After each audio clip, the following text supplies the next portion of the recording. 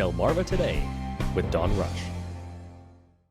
National Folk Festival starts tonight, and we also remember the late Delaware lawmaker, Richard Cordray. Welcome to Delmarva Today. This is Don Rush. It's the last National Folk Festival event in downtown Salisbury, having been interrupted by the pandemic over the last few years. And the Maryland Folk Festival will take its place in the coming years. In our studio this morning is Greg Bassett, editor and general manager of the Salisbury Independent newspaper. And on the phone is Susan Canfora, reporter for Coastal Point. Welcome to the program. Hey, Don. Hi, Don. So, Greg, I want to turn to you. And this is going to be the last time that the National Folk Festival is in downtown. What do you make of how this festival has fared so far? Unbelievable. What an amazing contribution to our community and to Salisbury, and really putting Salisbury on the map. And, the thing that makes me feel great as a local resident is how unifying and transformational the experience has been. Especially that first year when we first got started. And, we were on the site there where then PRMC had their stage, now the Tidal Health stage at Carroll Street, at sunset in Salisbury in great weather with great performers. As we all know, I'm a big fan of the Quaby Sisters. They were here the first year. And it was just amazing to see people people from out of town, and to see this festival come to town. Second year, it was even more of a success. Well over 100,000 people, nearly 150,000 people for the 3 days. First year, it rained on the third day. The second year, there was some bad weather just a part of the one day, but a huge, successful second event. So successful that on Saturday, they ran out of food. They didn't have enough food for everybody. So the third year, we had the pandemic hit in 2020, and they did an online thing, so there was no real festival. And then last year, there was a toned-down version of the festival. Normally, this is a 3-year commitment. Because we didn't get our full 3 years, National Folk Festival decided that we could have one more year, so this is our final year. And then I'm excited that next year, we're going to have the same event, but it's going to be under our local control with a lot of help from the Maryland State Arts Council, which is already a supporter. But it'll be the Maryland Folk Festival, and it'll be in Salisbury. It'll still be a big regional event, and we'll learn all the stuff we did from the National Folk Festival people. But we'll have our own festival with our own local ideas and ideals, and it's just going to be exciting. But what a transformative event. It just feels so good. It just came from downtown. The tents are up. There's more tents than ever this year because it is about 2 weeks earlier than it was in the past. It's going to be in the mid to high 80s this weekend. It's going to be warm. So they're going to get people under cover, but this is just going to be another tremendous thing. In terms, by the way, of the impact on this city, one of the things that has been observed is the idea that the festival has created a certain amount of energy for other events that have been taking place along the way. I know that the mayor, Jake Day, has been pushing lots of events, but it does seem as if there's a spillover just in terms of people having these other events. Yeah, I mean, people who might not have been downtown a long time because there was no reason to come down unless, you were summoned to court or something like that. They can come down. They can see the changes that have gone on. The streetscape changes are just amazing. The vibe downtown is real. The eateries are real. The attractions are real. It's just a whole different vibe, and you can come down, you can see that, you can experience it, and you can see the changes. And, of course, the big change right now is, we're having a 14-story high-rise built right in the middle of East Main Street. Another transformative thing is going to change the city skyline. The first private building built in Salisbury, in my memory. We've built some courthouses and things like that. But for a private building to be built downtown, that just hasn't happened in 50 years. So it's just a remarkable thing. People will see that. They'll see the streetscape. They'll see how Salisbury is evolving. And they'll have more ideas and just more consideration for what is really the hub of the Eastern Shore. Well, as a matter of fact, we did have Mayor Jake Day, and earlier this week he came in from the hot sun to talk to us about the festival, and here's what he had to say. This is going to really be the last National Folk Festival in downtown Salisbury. What's your expectations? Well done. We're going to have a big party. I know that much. We're going to have a big party, and when the National moves on, the party will continue. And that's what I want people to remember, is that the National Folk Festival is here until 2022. And remember, that's 2 years longer than we thought it would be here. Most host cities have the festival for 3 years before the Legacy Festival is planted. But after 2022 comes the Maryland Folk Festival for us, which is going to be the same festival with a new name. And so I expect a great weekend, very similar to what we've seen 4 of the 5 years, or 3 of the first 4 years. I think we're going to have a great big party with a community that comes together and that we get to show off for a lot of our visitors. How has it been putting this festival together over the last some 5 years or so, given the fact that we had this sort of pandemic in the middle of it? Well, I think, first of all, this is incomparable in terms of scale to anything else that we've done in our community. And so putting something like this on is a big deal. And it took a lot of learning, which is why it's great to have a host organization like the National Council for the Traditional Arts. But there are a lot of local vendors. The stage vendor, for example, is out of Worcester County. There are a lot of local vendors that were participants involved in making this production happen and will be involved in the future. So I think the lesson is not only that we can do big things, but that we were capable of doing big things together. But then it all changed. It all changed. And, we went virtual for a year because we couldn't gather together. And I want to remind people why we focus on gathering together. Communities and cities that have experienced a renaissance over the last few decades, they've done so by identifying that lovable places where people can come together and experience community with other people become the spaces that they will make long-term investments in. And that means, housing and shops and commerce and, marketplaces and create new businesses and new ideas and learn to appreciate and love one another. Those are the things that make great cities. And so gathering together was critical. So the fact that the one thing we couldn't do was be together in a confined space or close in proximity to one another, it hurt us. The pandemic, as my friend Angela Alsler-Brooks, the Prince George's County executive, has come to say, is in evolution. It is not over. It is in evolution. And while it transitions, what we recognize is that we've got to be safe. We've got to do all the things to protect one another and ourselves. But we're ready to move into the next chapter. Any, by the way, special precautions that you're taking this year as a result of the pandemic? Because obviously, as you pointed out a moment ago, it really hasn't gone completely away. That's right. And so it's like every other event that we have in Salisbury right now, Third Friday, any others, where we encourage people to come vaccinated or wear a mask if you're comfortable with that, protect one another. If you're sick, stay home. So very much like what we would do in flu season. It's not yet, I think, to the point where it's endemic. I hope that we eradicate this thing and we don't have to deal with it anymore. I'm not confident that will happen. But what I take away is that we've got to learn to live with it. We still have to live our lives. And this community still has to be the community it was and was becoming in 2018, 2019. What kind of impact do you think this has had on your city? I was talking to Carolina Hare, who's the local manager, who was saying that she thought that in addition to obviously this bringing in a lot of people, but she thought she also saw a lot more events taking place, say in Salisbury. It seems to be a certain synergy, I guess, or energy, as it were, from all of this. Well, the big thing I take away, and it's a little different from Caroline's perspective only because I'm the mayor, is we doubled our tourism economic impact on an annualized basis. We doubled our annual impact in one weekend.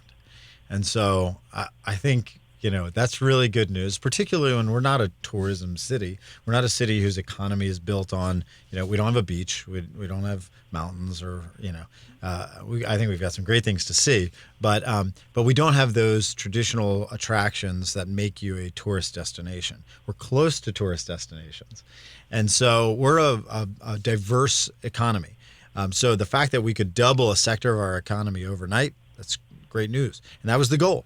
But yes, I think there's also the second and third order effect of that is, as a community, we've realized what we're capable of, and that's probably what Caroline is seeing. And second, or the third order effect of that is we do more. So that's why you are starting to see a rhythm of events that is not just one spike over the course of the year. Yes, the National Folk Festival is a spike, but we now have a higher rhythm of events, or a higher frequency of events throughout the year. I mean, there does seem to be something almost every weekend or every week. Every week. So think about it right now. Take yourself back 10 years. We didn't even have Third Friday. Now we have Third Fridays, which are a once a month art festival.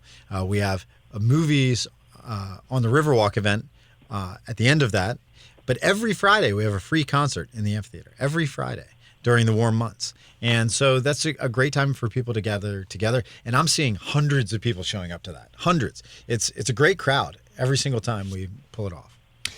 Looking to the future of the festival, mentioned a moment ago that obviously it's going to go local, or at least in terms of state. What do we expect from that, and how do you see it differing, say, from what we've been experiencing with the National Folk Festival? Well, this year you're going to see, and this is the national, yes. This year you're going to see, bluegrass and funk and go-go music and hula and R&B and blues. You're going to see all kinds of fun things. Next year you're going to see that too.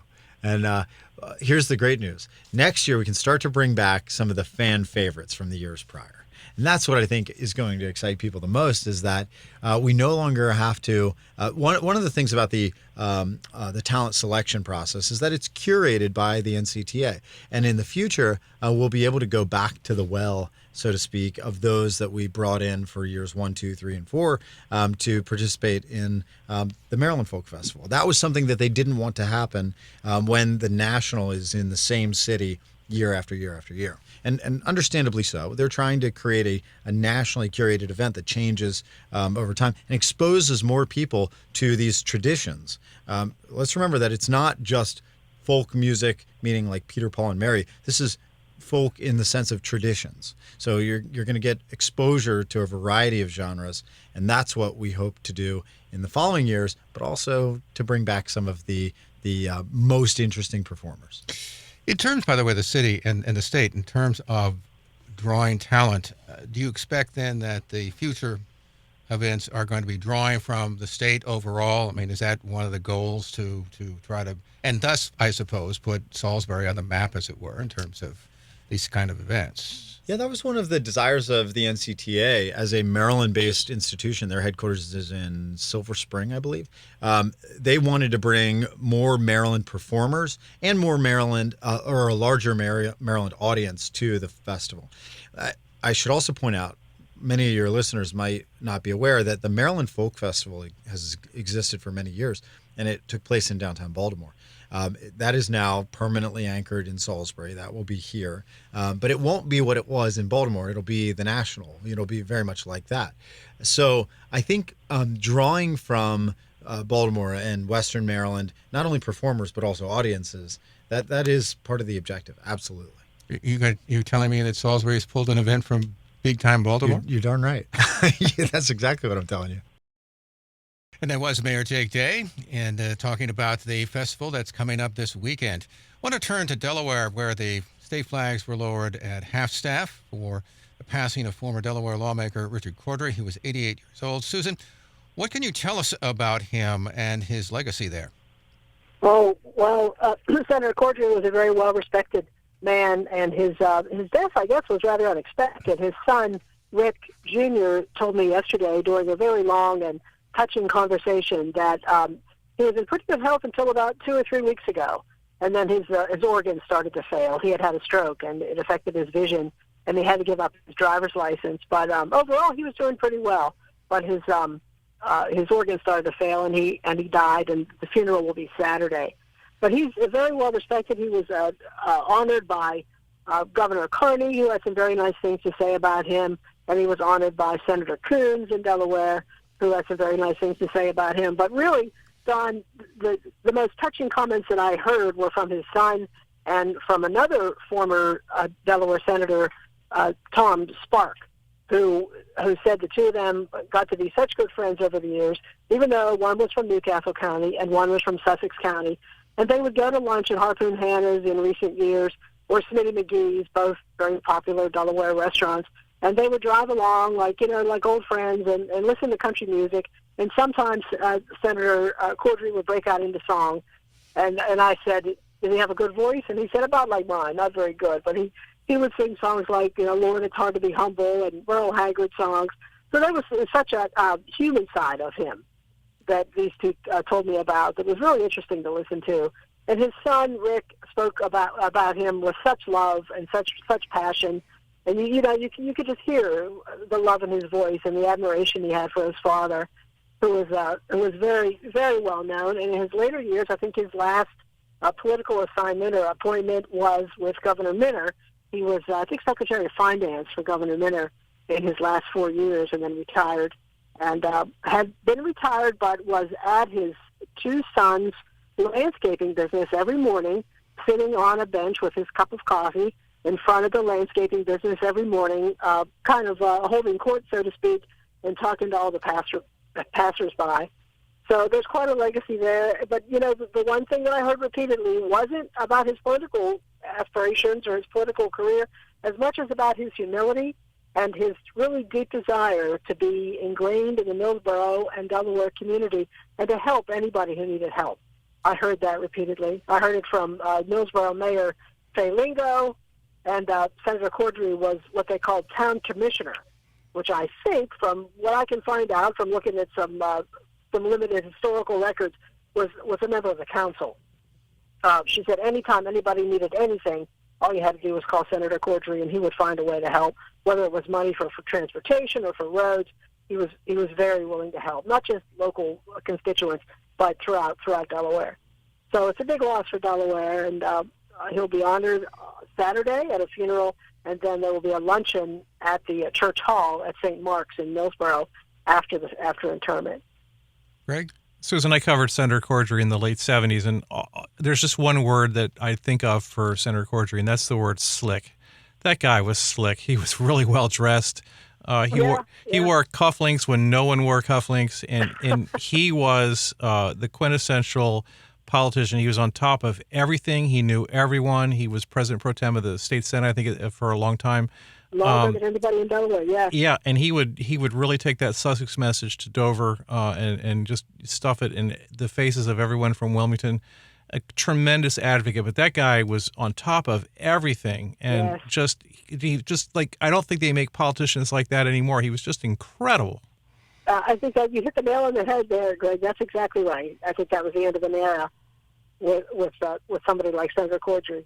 But interestingly, his son said he was raised on a farm with his brother Jack. He and his brother Jack worked on their parents' farm, and his son said that in his mid to late 60s, he would get a pitchfork and clean out chicken houses, which is really hard work. I never did it, but from what I understand, it's pretty hard work. And he said he would do it in his mid-60s, and then he would go in the house, take a shower, put on a suit, and drive up to Dover and work well into the night on legislative business. And his son said, I couldn't even keep up with him. He said, I was 25 years younger. He said, I couldn't keep up with him. Yeah. So he had a lot of stamina and dedication, just incredible dedication. I understand, by the way, that he was involved with creating the state's Financial Center Development Act, I guess it is, and creating this banking center, as it were, for Delaware. That was before my time here, Greg. You covered him at that time? Yeah, the NCR plant in Millsboro was really, he made that thing happen. He got that there, and then M&T had it as a center. I'm not sure what goes on there now. Maybe M&T still has it, but and there were 600, 700 really great jobs there in Millsboro, and Senator Cordry totally brought that in there. Greg, I want to turn to you and to local politics. Julie Giordano, the Republican nominee for the Wicomico County Executive. Apparently, I understand that she used her Board of Education email account to send out some campaign emails. Apparently, she has apologized. What do we know about this so far? Yeah, I'm conflicted on how much of a big deal to make about this. But certainly last weekend, it was the talk in the community everywhere that I went. People wanted to know more about this situation. So Julie Giordano, who is a 17-year school teacher in the Wicomico County public school system, used her work email account, her school's email account, to send out a fundraising flyer, encouraging people to come to a paid fundraiser that she was having at Brew River, I think next weekend. So that's a violation of the personal handbook and the rules among employees. There's a lot of restrictions on how employees can conduct themselves with politics within the schools and how they use politics around the students, and certainly you're not allowed to use your Board of Education email account to basically solicit political donations. What she did is she bought an email list from the Salisbury Area Chamber of Commerce. They will sell those things to members. She paid, I think, $125 for it. I got the email, and at the time when I saw it, I was like, "Ew, I wonder if people are going to make a big deal about this. This probably wasn't right." I was kind of hoping it was an oversight. And then there was sort of an eruption, and then she did send out an apology. So that's where that stands. We talked with Micah Stover, the new superintendent of Wycombe County Schools. He said, of course, it's a personal matter. He couldn't discuss it. In an interview, Julie Giordano said that she was going to be called in and they were going to remind her what the policies were. So it's one of those, when you do progressive discipline in a workplace, the first thing is to reestablish the rules. So she would be informed of what she did wrong and not to do it again. But we're not really going to know what the result is. But it was a misstep. Hopefully she wasn't using it to make herself seem more legitimate by having that email. I'm not sure how that can happen technologically, but it did, and she apologized. So what does that say about where we are with this campaign? And how do you judge where we are with Ernie Davis, obviously, on the Democratic side? What do you make of her campaign? Yeah, well, I mean, she's running a very aggressive campaign. She did a door-to-door thing over in East Wicomico last weekend with some other political leaders, people that were running. And she's being very, very aggressive. She's very aggressive on social media. She's sending out these emails. She's having this big event at Brew River. She was touting that Congressman Andy Harris is going to be there to come meet him. There was a paid figure. You have to pay to get into the thing, so it is for raising money. I haven't seen the latest fundraising reports. In the primary, she and John Pasota, her primary challenger, had raised about the same amount of money. He had done it from much larger donations. She had done it from a lot of smaller donations than her own self-funding. She had loaned her campaign some money.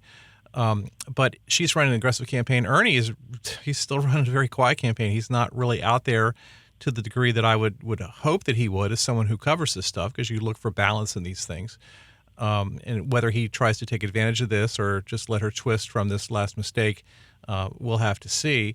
But what I did notice was the reaction. I mean, people really wanted me to find out what happened in this situation, where they were relying on the paper to do a analysis of it and explain everything that could have gone wrong and hold the candidate accountable. So it just said to me that there are a lot of people that are very aware of the race, they're paying attention, and they want good coverage of it. Do you think that indicates that there might be a larger turnout than maybe expected? I think there will be. I think we can talk about all the national reasons that people want to turn out for the election. The turnout for this last election was not terrible for a primary, considering it was in July. You would think. I think it was like 27%. Which in a primary sometimes it's around 20 or 21%. So to get 27 or 30% in some portions of Wicomico, I guess you could say is a good number. But I expect by fall the turnout will be a lot larger, and we'll have, again, early voting, we'll have mail-in voting, and we'll have the day of election voting. But by the way, just quickly, do we expect to know on election night, or is that because I know the state elections board has said we want to start counting right away? Yeah, I don't know what the resolution has been yet, but yes, they do want to start counting. I think they're going to get their way on that. So we will know enough on election night if the margins aren't squeaky close to have an idea of what's going on. So I think that will be more reassuring in terms of voter integrity. And Susan, I'm going to turn to you. The other story that's going on, obviously, is affordable housing in Delaware. And as I understand it, and trying to find some housing for the homeless, we have one plan that talks about these sort of tiny houses that they're trying to develop, particularly in Georgetown. Describe for me, first of all, what these things are. Yeah, they're actually not tiny houses. They don't have water and sewer. They are heated and they're air conditioned, and they have electrical outlets, so the people who live in them can plug in their phones or whatever kind of electronics they have, so they can recharge them. They really are bunk beds, storage, and a lock-in door with heat and air conditioning. They're about 8 feet by 8 feet, so it'd be kind of like one big room. And the goal is it's under the very watchful eye of Springboard Collaborative, which is a nonprofit in Georgetown, and the goal is to put about, I think it's about 40 of them on 1 acre in Georgetown. It's supposed to open in October, and the whole goal is to get homeless people out of the woods, off the ground, out of tents, where I guess recently one of the tents caught on fire and the occupant died, and there have been some illnesses and some arguments and injuries among the homeless who live out in the woods. It's very dangerous. Judson Malone, who's the executive director of Springboard, said they live under the worst possible conditions. So the first goal is to get them into these, they're called pellet houses, and that's with a capital P. That is the name of a company in Washington State that makes them. Judson Malone answered my question before I even had a chance to ask it. He said they are not made out of pallets. They're made out of aluminum, and they're easy to clean. They're easy to sweep out. They're called pallet houses because of the name of the company, because that's just the the trade name. But they're made out of aluminum. They're easy to clean. They're easy to put up. They go up very quickly. So that's the goal. And he also talks about affordable housing and the problem of affordable housing in Sussex County. So the next step, which is a little more long-term, he didn't really have a timeline yet, but he's very dedicated to seeing this happen, and that would be to have a community of tiny houses that do have a full kitchenette, water, sewer, that are, a little bed area, little sleeping area, little living room area, of having a community of those also in Georgetown. And that would be, with the first round of the first community, would be for people who make 10 to 15% of the average median income in Sussex County. Now, I've heard that average median income is $65,000, and I've also heard that it's now reported to be as high as $95,000. But $65,000 is what I've been told by the Sussex County Council. So people who make 10 to 15% of that median income as a household, the total household income, will be the first ones to have access to these tiny houses that would be in a community. So it's a great idea, first, to get the homeless in a safe place and to offer them all the services they need, whether it's drug addiction help or they're going to collaborate with the Sussex County libraries so that the homeless who live in these pallet houses can get services like how to write an effective resume. They're going to have other mental health services. And there's going to be a big community building where they will have free meals every day and a community shower and restrooms. Great. So they'll sleep in these little pallet houses and then have all the services in the community.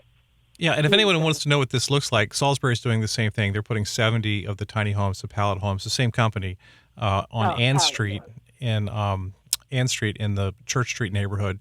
They're being assembled right now, and they're going to have the little village there the same way. And it's really a good way to take care of this problem. Just briefly, by the way, Susan, I know there was a proposal for a place in Lewis, but the residents decided they didn't want to do it, and there was some zoning issues. So it sounds like sometimes there's a little not in my backyard. That's true, and that's not going to happen in Lewis. This is going to be the first one in the state of Delaware. This community is the first one in the state of Delaware. And, of course, Springboard and other nonprofits would like to see them all through the state.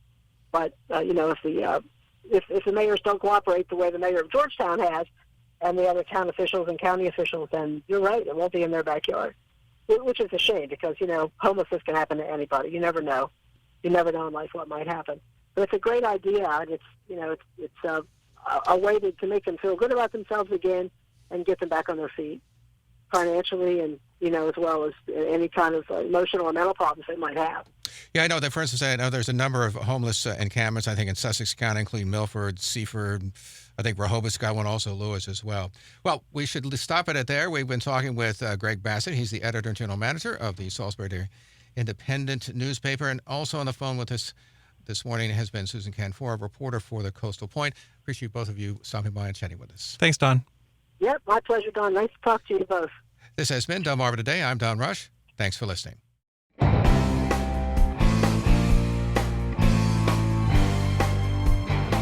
Delmarva Today with Don Rush.